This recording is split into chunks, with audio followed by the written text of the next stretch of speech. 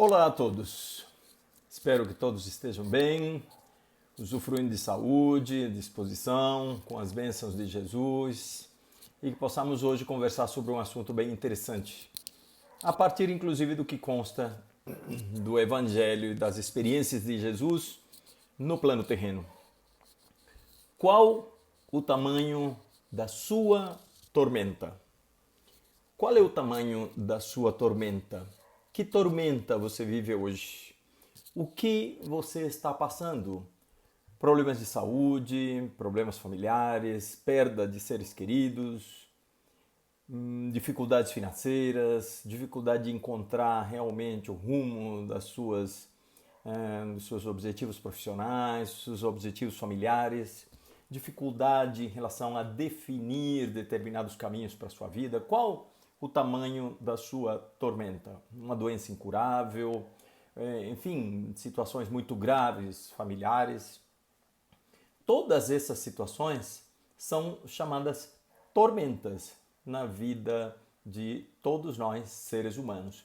Eu sempre digo que nós vivemos dentro de uma faixa vibratória muito próxima, então todos somos muito parecidos em sofrimentos, em capacidades, em possibilidades que nós temos, e estamos aqui no plano terreno com todas as armas à nossa disposição, um arsenal enorme de possibilidades para enfrentar o que nós passamos no dia a dia de nossas vidas. Então volto àquela pergunta: qual o tamanho da sua tormenta? A partir disso, é extremamente importante que lembremos de uma lição do Evangelho, não é isso? Está registrado em dois evangelistas, em Marcos e em Lucas.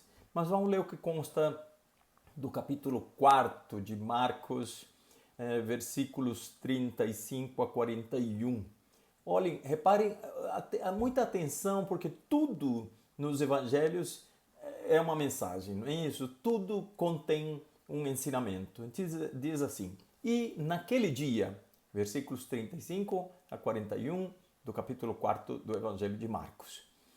E naquele dia, sendo já tarde, disse-lhes: passemos para o outro lado, Jesus falando. E eles, deixando a multidão, o levaram consigo, assim como estava no barco. E havia também com ele outros barquinhos. E levantou-se grande temporal de vento, e subiam as ondas por cima do barco, de maneira que já se enchia.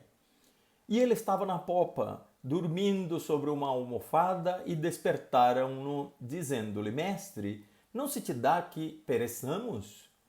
E ele, despertando, repreendeu o vento e disse ao mar: Cala-te, aquieta-te. E o vento se aquietou, e houve grande bonança, calmaria, né? E disse-lhes: Por que sois tão tímidos? Ainda não tendes fé? E sentiram um grande temor e diziam uns aos outros: Mas quem é este que até o vento e o mar lhe obedecem? Meus irmãos, essa lição é preciosa para a nossa vida, para o dia a dia, para todas as situações que vivemos, no campo profissional, no campo das relações afetivas, nas relações familiares, com o nosso vizinho, com todas as pessoas com quem nós travamos qualquer tipo de relação, ainda que de maneira distante, ainda que de maneira silenciosa, de qualquer maneira. Afinal, neste planeta somos 7 ou 8 bilhões que estamos em permanente, constante relação mental, direta, por palavras, por gestos, por tudo. Nós estamos o tempo todo mergulhados nas energias uns dos outros. Então, esta lição sobre a tormenta é muito interessante que a gente a traga de forma prática para o dia a dia da nossa vida. Então, por isso a pergunta, e volto a repetir, me perdoem pela insistência: qual a sua tormenta? O que você está vivendo hoje? Aplique esta lição. Olha, quem era o dono da vida de Jesus? Ele próprio, não é isso? Ele conhece tudo deste planeta, até porque presidiu a sua formação com umas falanges poderosíssimas, co-criativas ou co-criadoras, com Deus para fazer este planeta. Então ele nos ensina que nós domamos, nós dirigimos, somos nós os que decidimos a respeito do que nos acontece. E nessa história de Jesus estar dormindo num momento de uma tempestade, nos traz a lição da calma, da frieza, da confiança de que tudo muda, absolutamente tudo muda. Certamente você tem na ponta da língua a resposta à seguinte pergunta: o que vem depois da tormenta? A bonança, a calmaria, tudo passou, tudo se aquieta, tudo se sossega. Então, por mais que uma tormenta demore, dure seu tempo, ela sempre passa. Essa é uma lição que nós temos à frente dos nossos olhos nessa vida e em tudo que já podemos observar da natureza. Então, na nossa vida acontece da mesma maneira. Todas, absolutamente todas as tormentas passam. Elas passam, tudo passa. A sua tormenta que você está vivendo hoje, que é a situação mais difícil, porque a cada dia que a gente vai vivendo, nós vamos enfrentando desafios maiores, evidente que à medida que nós vamos amadurecendo, outros desafios vamos enfrentando, porque é assim como se promove o nosso crescimento. Então, essa dificuldade, essa tormenta que você está vivendo hoje, realmente é a que está em pauta, é a mais difícil que você provavelmente já passou, mas também vai passar. Então, olha que interessante nessa lição que nós lemos aqui, em que, levantando-se grande temporal de vento, os problemas que nos acometem, os problemas que nós vivenciamos, subiam as ondas por cima do barco, ou seja, elas parecem tão maiores do que toda a nossa vida, de que tudo aquilo que nós temos à nossa disposição, eles, no caso, o barco da nossa vida. E essas ondas dessas tormentas superam aos nossos olhos o tamanho da nossa vida. De maneira que já se enchia. A gente sente que todas essas dificuldades enchem, dificultam sobremaneira toda a nossa existência e parece que não vamos conseguir sair daquela circunstância. Mas tenha fé. Tenha fé porque Jesus é isso que nos diz aqui.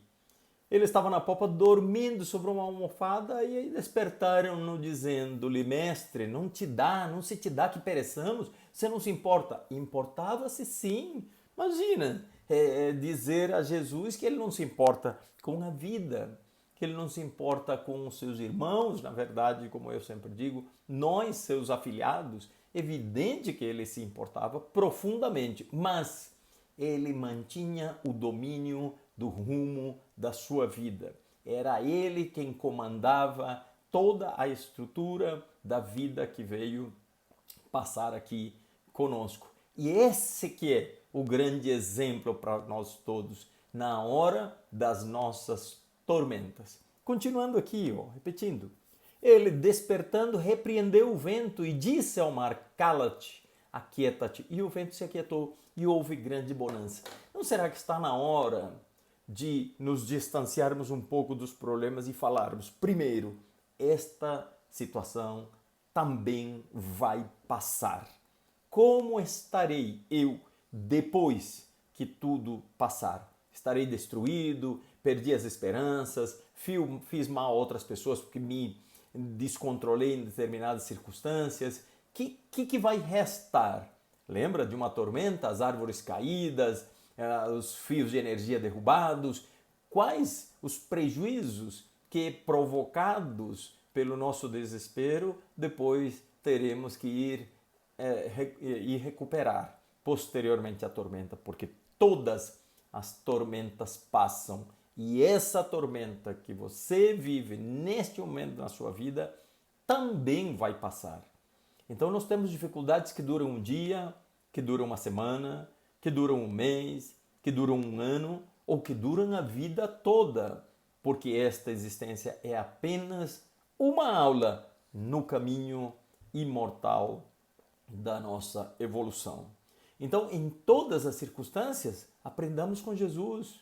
Qual é o tamanho da tormenta? Ainda que seja com ondas que superam aos nossos olhos o tamanho do barco da nossa vida, nós temos condições de ultrapassar e ultrapassar bem, porque, como eu sempre digo, esta existência é um treinamento, não é nada mais que isso. E deste treinamento nós vamos levar as experiências.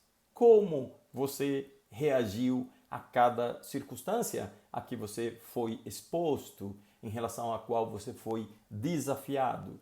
Então, depois, todas essas reações é que comporão a análise que vamos fazer ao final da nossa existência, na chegada do nosso plano espiritual e fazer a matemática da vida e saber em que acertamos, no que nos equivocamos, no que nos esquecemos das lições do Mestre Jesus e naquilo que nós vamos ter que voltar para reparar, não é isso? E Jesus nos diz ao final, de uma maneira extremamente direta, porque só estão tímidos? Ainda não tendes fé? Ou seja, especialmente nós, espíritas, nós temos que saber que a espiritualidade é uma realidade, não é isso? O plano espiritual é uma realidade para nós. O plano espiritual é uma continuidade desta existência, porque na verdade nós de lá viemos e para lá voltamos à nossa verdadeira pátria. Eu, pensando nessa palestra, me lembrei, ou nessa conversa nossa, me lembrei que quando eu era bem garoto, eu cheguei uma vez a pensar que, na verdade, esta vida seria como se fosse um sonho, isso, e que nós estaríamos, ou seja, o que seria o nosso espírito, estaria lá em algum lugar deitado, quietinho, dormindo, e aqui nós estaríamos num sonho. E que esse sonho aqui um dia acabaria e nós despertaríamos lá do outro lado. E isso é verdade. É claro que isso era uma ideia incipiente em mim, naturalmente, provavelmente a lembrança do que eu já talvez conhecia da espiritualidade ou conseguia organizar nos meus pensamentos a respeito da espiritualidade, mas é bem isso. Isto aqui, esta existência terrena e a vida de todos nós é como se fosse um sonho. Tanto é que quando você sonha, no dia que você dorme e acorda de manhã, você não tem aquele carro, aquele avião, aquela casa, você não tem aquela roupa que você estava vestindo no sonho. Por quê? Porque de lá você só traz a emoção. Muitas vezes, quando a gente acorda, fala, nossa, me senti mal com a situação, ou estava muito feliz, estava muito bem, fiquei feliz por uma outra pessoa, fiquei feliz por mim. Essas reações, essas emoções, nós as trazemos dos sonhos. Agora eu pergunto a você, desse sonho, você traz algo material, algo concreto para a sua vida de relação aqui, acordado? Não. É exatamente o que vai acontecer conosco em relação a esta existência. Tudo aquilo que temos é apenas emprestado para que vivamos a experiência da vida, esta experiência terrena na qual estamos nesse momento caminhando, sempre com o objetivo de melhorar no campo evolutivo. Então, nada nós levamos. Esse computador ou esse telefone está aqui filmando, o seu carro, a sua casa, o dinheiro do banco, nada disso você vai levar. Não é isso? Parece que a gente não se conscientiza direito dessa ideia de que tudo é apenas emprestado. Emmanuel tem uma frase, ou um autor espírita tem uma frase interessante que diz que nós somos mordomos das coisas de Deus. E estas coisas todas que nós temos, nosso armário, nossa cama, nosso carro, nossas roupas, tudo isso é meramente emprestado. O dia que cada um de nós desencarnar, o que vai acontecer? Isso vai ser doado, vai ser dado, vai ser dividido, às vezes a família vai ficar em pé de briga para poder dividir a herança, aquela confusão de família que geralmente pelo nosso nível evolutivo, acontece quando tem um monte de dinheiro que cai para um grupo familiar. Então, nós temos que pensar em relação à nossa passagem pela Terra como um aprendizado, como se fosse um sonho. Estamos aqui apenas momentaneamente. experimentando aquilo que já consideramos que aprendemos. Muitas vezes no plano espiritual fazemos 1000 promessas, comentamos e nos comprometemos a viver a vida de uma maneira melhor, mas quando chegamos aqui abandonamos os nossos objetivos e está na hora, cada dia é a hora de começar a meditar sobre essas mudanças, sobre a percepção que nós temos das coisas. Eu dizia que a cada fase da nossa vida nós vamos tendo desafios maiores, até porque a cada fase da nossa vida nós vamos tendo mais amadurecimento e uma capacidade maior de pensar, de meditar e de ter paciência com as coisas, não é isso? Muitas vezes o próprio Chico Xavier já nos disse que o efeito do tempo sobre os problemas já é uma grande ferramenta para a solução da maioria das coisas da nossa vida. Muitas vezes, quando algo nos acontece, quando algo nos desafia, quando uma doença aparece, quando um vizinho nos dá problema, quando um familiar nos desafia a termos equilíbrio, isso demanda um olhar diferente que nós vamos ter a partir de hoje. Então, à medida que a gente vai ficando mais velho, é claro que os desafios vão ficando maiores, porque a gente vai tendo maturidade, paciência, paz, e muitas vezes eu me pego pensando, para que eu vou falar tal coisa? Para que eu vou reagir a isso? E às vezes acabo me envolvendo em discussões que eu não gostaria de ter me envolvido, mas tudo isso é aprendizado, porque é assim como a gente caminha, não é isso? De aula em aula, de fase em fase, de etapa em etapa, e nós vamos então amadurecendo, aperfeiçoando nossa forma de reagir, que na verdade são as experiências que nós vamos levar e que vão ser contabilizadas nessa contabilidade da vida, da nossa vida, não é isso? Eu sempre digo que o juízo final que tanto se fala por alguns religiosos não é nada mais do que enfrentarmos no espelho, na espiritualidade, a nossa consciência. Então imaginemos nós falando de um lado do espelho a nossa consciência e nós do outro lado. Porque a nossa consciência nunca mente. Nós sabemos disso. Por mais que você fique ardilosamente querendo enganá-la, ela sempre te diz exatamente o que está certo e o que está errado. Sempre. No silêncio dos nossos pensamentos, lá dentro da nosso mais profundo pensamento, nós sabemos o que erramos, o que acertamos, o que está certo, o que está equivocado e tudo aquilo que a gente deve fazer. A gente sabe disso. Essa é a bússola da vida. Quando desobedecemos, livre-arbítrio e as consequências virão. Mas o tal do juízo final não será nada diverso daquilo de enfrentarmos a nossa consciência de um lado e nós do outro lado. Por mais que nós digamos que não, naquela circunstância, não foi bem assim, a consciência vai dizer para nós, Juan, que é isso, Juan? Eu sei que nós fizemos tal coisa, eu sei que você fez isso, eu sei que você decidiu. Está aqui a filmagem, está aqui a gravação, está aqui. Então não tem como mentir. Eu até brinco nas conversas nossas, nos nossos encontros, que quando chegar no plano espiritual eu vou simplesmente mandar fechar a conta que eu assino embaixo, porque não tem como a gente criar argumentos. E olha que eu sou advogado e bom de argumentar e discutir firmemente uma tese defendendo meus pontos de vista, ou os pontos de vista dos meus clientes, dos clientes que me procuram. Mas com a consciência não tem essa discussão, não é isso? Com a consciência nós vamos ter absolutamente a verdade, confrontando tudo aquilo que nós queremos organizar, uma verdade muito própria nossa para convencer os outros de que devem fazer aquilo que nós pensamos que seja o certo, não é isso? Lembremos mais uma lição de Jesus, que é não julgar. E nessa lição eu sempre acrescento, pior do que isso, não condene. Não é isso? Porque às vezes pode haver uma tênue diferença, eu já disse a vocês só de argumentar, uma tênue diferença entre julgar e condenar. Julgar você pode dizer, vendo a vida de uma outra pessoa, a atitude de uma outra pessoa, você pode, com seu discernimento, se posicionar no sentido, olha, não tem problema, cada um segue sua vida. Na minha vida eu realmente não faria dessa forma. Você está analisando, julgando que para você isso não é o melhor e que você não faria conforme o seu irmão, sua esposa, seu marido, seu amigo, seu vizinho estão a fazer, não é isso?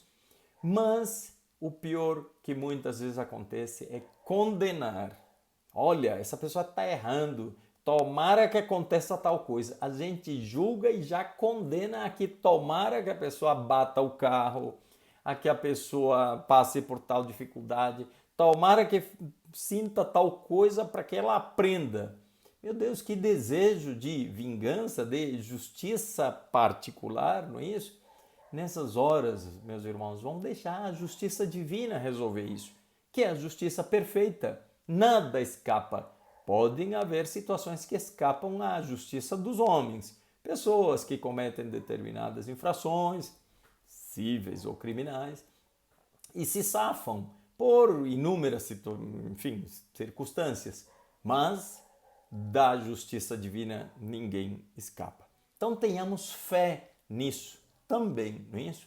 Então veja a pergunta que Jesus nos faz. Por que sois tão tímidos em exercer a fé? Na sua tormenta, na minha tormenta, na tormenta que cada um de nós estiver a viver ou pelas quais vier a passar, exerçamos a força da nossa fé no sentido de acreditar que Jesus está conosco, que Deus está conosco, que uma pleia de espíritos bons estão conosco a nos ajudar e que nada é por acaso. A gente não deve se sentir injustiçado, se sentir o coitado, se sentir a vítima da vida e nada dá certo, nada é bom na minha vida, ninguém me ama, ninguém me quer, as pessoas me rejeitam, as pessoas... Construa a sua vida, porque para isso cada um de nós está aqui neste momento. E essa construção é uma construção extremamente pessoal, porque é a construção da sua vida, com as particularidades especialíssimas do seu espírito. E nessas horas, nos momentos das tormentas, são os momentos em que você vai adquirir musculatura espiritual, e permita-me a licença para usar essa expressão para dizer de maneira bem clara. A nossa força, a nossa capacidade espiritual, a nossa melhora se dá a partir do exercício. É como quando vamos para a academia, o músculo está frágil, mas ele vai se fortalecendo à medida que vai se exercitando. Então não podemos achar que problema nenhum deve existir na nossa vida, não devemos achar que as situações devem ser afastadas totalmente da sua vida, porque nessas horas você vai realmente ser absolutamente atrofiado. Você não vai se exercitar com as relações familiares, com as relações afetivas, com as relações profissionais, com a convivência pacífica entre vizinhos, entre colegas de trabalho. Tudo isso é um exercício. Além desses problemas, nós temos doenças, nós temos nossas incapacidades mesmo, às vezes, de melhorar determinados aspectos, mas, como diz no Evangelho segundo o Espiritismo, o verdadeiro espírita se conhece pelo esforço permanente que faz em se melhorar. Assim, voltando ao exemplo da academia e do exercício, da musculatura, à medida que você treina e treina e treina e cada vez treina mais forte você fica. Espiritualmente falando, é exatamente a mesma coisa que acontece. À medida que você aprende a passar bem pelos desafios a que você é submetido, novos desafios virão, porque eles não vão acabar. Esta vida não é uma vida de férias, esta vida é uma vida de treinamento. E o máximo que pudermos aproveitá-la para nos treinarmos, teremos aproveitado este espaço de tempo, este lapso temporal da nossa vida, que ninguém sabe em que momento vai acabar, para produzir o máximo de resultados espirituais na nossa evolução. Em relação à paciência, em relação ao amor, em relação à fidelidade, em relação às doenças, como a gente vai enfrentá-las, como vamos pensá-las, que tipo de pensamento vai gerar em nós qualquer uma dessas situações. Então, cadê a nossa fé? Cadê a certeza de que nós somos espíritos imortais? Que isso aqui não morre. Isso aqui é apenas um veículo. Este corpo também é apenas algo emprestado. Ele não nos pertence. Ele apenas veicula o nosso espírito para que passe por esta experiência terrena e consiga os ganhos espirituais que cada um de nós está precisando, não é isso? Porque nós todos estamos aqui nesta viagem a trabalho porque somos nós que precisamos. Nem sempre pensamos nisso. Muitas vezes achamos que é Deus que está nos castigando, que são os espíritos ruins, que são... Não. Atenção ao que eu vou dizer aqui agora. Vamos lá. Profundamente, que este pensamento chegue profundamente de cada um de nós. Somos nós que precisamos desta vida. Somos nós que precisamos passar pelo que estamos passando. Somos nós que vamos ser os destinatários do triunfo, do mérito, do prêmio por tudo aquilo que passarmos bem nesta existência. E se a gente não passar bem por estes desafios? Repetir de ano. Não é isso que acontece com um filho nosso, com qualquer um de nós, quando é reprovado num ano? Repete de ano. Deus é tão bom, tão amoroso, que ele diz, meu filho, começa de novo, até você passar bem por isso. Olha que maravilha de dizer, não quero mais passar por isso. Pois é, então você nunca vai aprender a lição. Porque enquanto um de nós, um filho nosso, qualquer que seja, não passar por uma determinada série, não pode ir para a próxima. E é isso que a gente quer de maneira nenhuma. Compreendendo o que é o processo evolutivo, não podemos pensar que podemos ficar estagnados sem evolução. Olha o que Jesus comentou no Evangelho de João, capítulo 14, versículo 12. Aquele que crer em mim, entenda-se, que se tornar uno comigo em sabedoria e bondade, como eu sou com o Pai, fará também as coisas que eu faço e outras ainda maiores. Jesus nos dá a trilha, o caminho, a solução. Só que nós temos que ir até lá e nos transformarmos uno com Ele e fazer todas essas coisas que a gente chama de milagres, que não são milagres, porque não estaria destruindo as leis da física deste nosso planeta. Evidente, o próprio Jesus que fez essas leis para funcionarem aqui, claro, com o beneplácito e a bênção e a autorização divina, mas ele não poderia revogar essas leis. Nós podemos fazer tudo que Jesus fazia, inclusive e especialmente, pelo tema de hoje, com os nossos problemas. Ele disse ao vento, acalma-te, e disse às águas, aquieta-te. Assim nós devemos começar a falar para os nossos desafios, para aquilo que chamamos de problemas, que não são nada mais do que oportunidades pelas quais, se passarmos bem, vamos para um novo nível de desafio, sempre com o aproveitamento máximo para a nossa evolução espiritual. Por último, vejam o que está no livro de Jó, capítulo 5, versículos 17 e 18. Bem-aventurado o homem a quem Deus corrige, porque ele dá o golpe, Deus. Ele dá o golpe, mas as mãos de Deus, suas próprias mãos operam a cura. Então que a gente tenha a certeza, pela fé que nós temos, pela fé que nós declaramos que temos, que devemos de uma vez por todas assumir 100%, saibamos que aquele desafio que vem para a nossa vida não é por acaso e tudo está nas mãos de Deus. E nós, crianças espirituais que somos muito mais protegidos por Deus, muito mais amparados, muito mais guiados e carregados do que imaginamos. Então fica o desafio sobre qual a tormenta pela qual nós estamos passando. Se já pensamos que, como toda tormenta, ela vai passar, quais as consequências que depois, devido à forma como nós a enfrentamos, vamos ter que recuperar? Que consequências ficarão a partir de uma situação pela qual passemos? Então, que você olhe aí o dia de hoje, que dia que é hoje? Observe, pense, veja aí no seu celular, no seu computador, que dia é hoje? E aí saiba que dia de hoje, você recebeu um toque, uma lembrança sobre essas lições de Jesus. Tá bem? Deus abençoe a todos e até uma próxima oportunidade. Felicidades!